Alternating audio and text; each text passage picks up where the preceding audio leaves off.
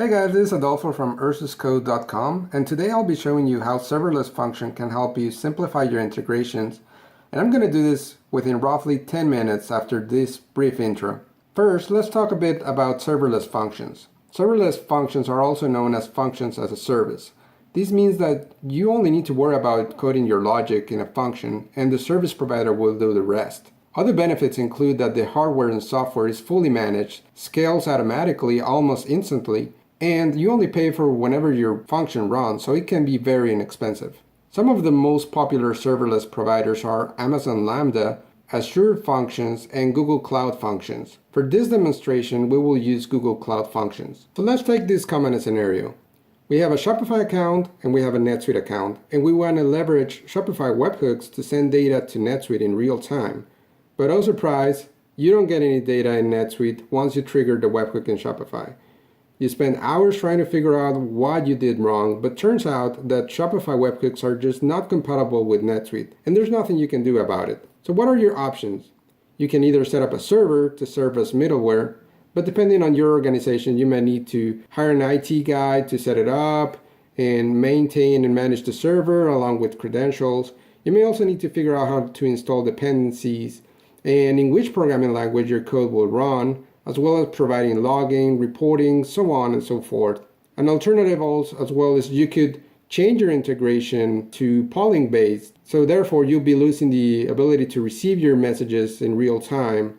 And most companies opt for this to avoid having to maintain a middleware server. So enter serverless functions. With serverless functions, we only focus on developing the code with runs in Node.js JavaScript, and the rest is managed by Google. As a NetSuite developer, I found it extremely easy to get started with Google Cloud Functions, and I hope you find it extremely easy as well. You can set it up within minutes. So without further ado, let's get started.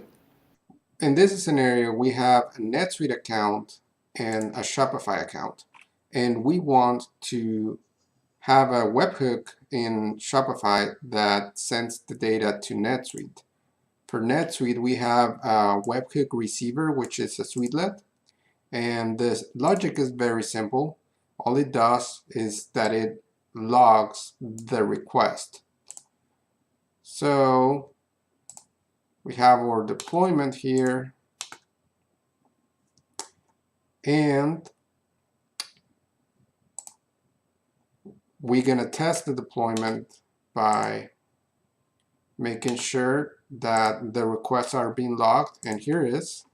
We do see a log, and now I just copied the external URL, and I'm gonna create a webhook in Shopify. So for this, we go to create webhook, and let's say that I want to send webhook notification whenever a customer gets created, right? So paste the URL here, save the webhook, and then we test the webhook, and we go back to the Suitelet, and we don't receive anything. And the bottom line reason is that they are not compatible with each other, and this is not an issue that is isolated to NetSuite and Shopify. There could be other services that offer webhooks that are not compatible with NetSuite, or the way that NetSuite receives the webhooks. And you would probably find this if you have coded a RESTlet. You wouldn't be able to just receive the data. You need to authenticate to a RESTlet, right? So, but in this case, it's more evident because Suitelets don't need authentication. So what do you do in this case? This is where serverless technology comes very handy. So in this case, we have our Google Cloud Functions. In this case, I just created a new account on Google Cloud Platform, and you should see this screen once you log in for the first time. It may ask you to enter your billing details, but once that's done, it's going to ask you to create a project first and foremost. So you just create your project, and it might take a minute or so.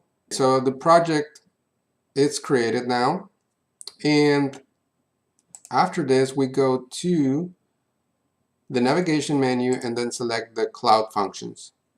So it's going to warn you that the Cloud Functions API is not enabled, so you enable it.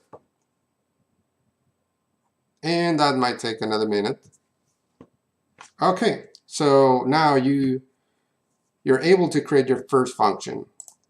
You click there, and it's going to ask you a couple of details. I'm going to explain real quick what each of them do. You can set your name here. Once you set your name, you can change it. You're able to specify how much RAM you're going to use or how much memory. In this case, 128 megabytes should be enough. The trigger, we're going to leave it at HTTP, but you can explore these other options in the future. It's going to give you your URL, which we're going to use it in Shopify as the webhook endpoint. And it's going to ask you for your runtime engine. In this case, we can leave it as Node.js 6. And here's the part that is going to ask you for your code in the index.js.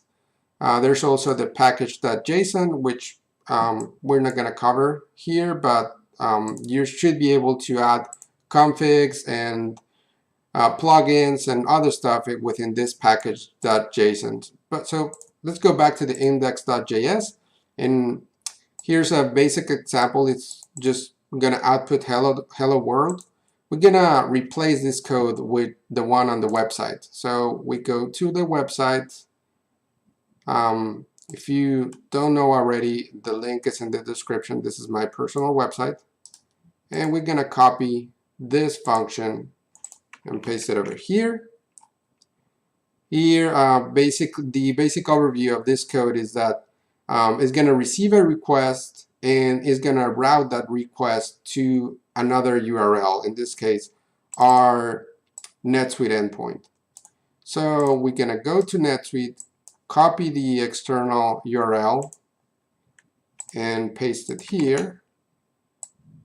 And lastly, you need to tell Google Cloud Function which function you want to execute. In this case, it's going to be called run as exports.run. And if you click on more, you can find more options. In this case, you can set up a timeout. I believe Shopify gives you a maximum timeout of like 5 seconds or 10 seconds. I don't remember. So after that, you click on create, and you're going to wait for it to deploy. It might take a minute or so if you're deploying for the first time.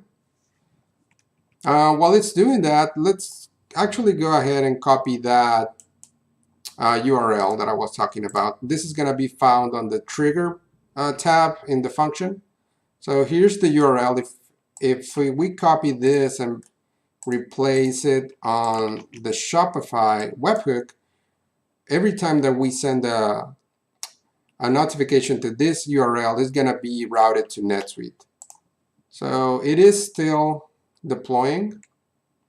While it's doing that, I'm going to give you a basic overview. Here on the General tab, you should be able to see stats. You should see a graph of how many calls, how many invocations, execution time, memory usage, and more within the span of up to 30 days.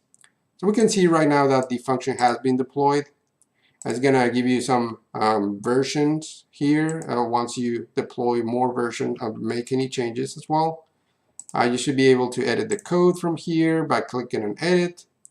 And lastly, you can also test it within here.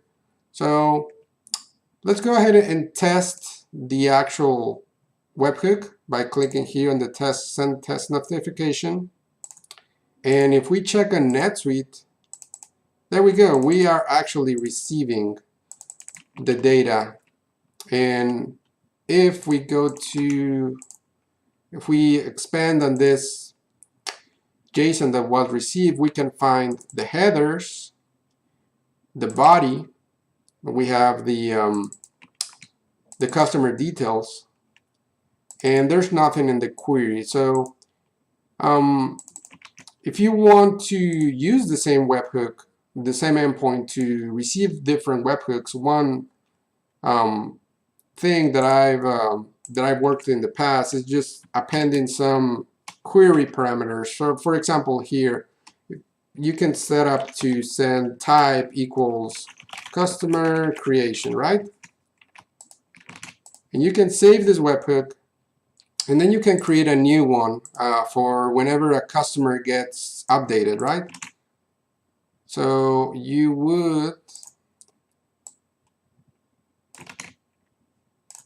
copy the whole thing and just update the last portion. Customer update. There we go. So instead of sending customer creation, you're going to send customer update. And this way, if you send a notification to NetSuite, you should see here on the query, the type is customer update. So you can specify your logic from there. You can either have your logic branch out within NetSuite, or you can actually code it within your Google Cloud function. And this was just a basic overview. Things that you may want to do once you get started on this is assigning a password to your endpoint. Also error handling, more login levels, also adding node plugins. Those are very helpful. In this case, in my example, I'm just using the basic HTTPS, but there are other plugins that make making calls really easily. So lastly, I'm going to show you the logs. If you click on here and view logs, you should be able to see whenever we receive a request and whenever we get a response back from NetSuite. And this is covered in this console.logs line. Okay guys, so that was a quick demonstration on how to get started with Google Cloud Functions. I hope you have enjoyed the video and learned something. And I apologize for all those and fillers. I'm not a professional YouTuber, so please forgive me. Anyways, that's it for today, guys. Feel free to leave a comment, and I'll catch you guys in the next one.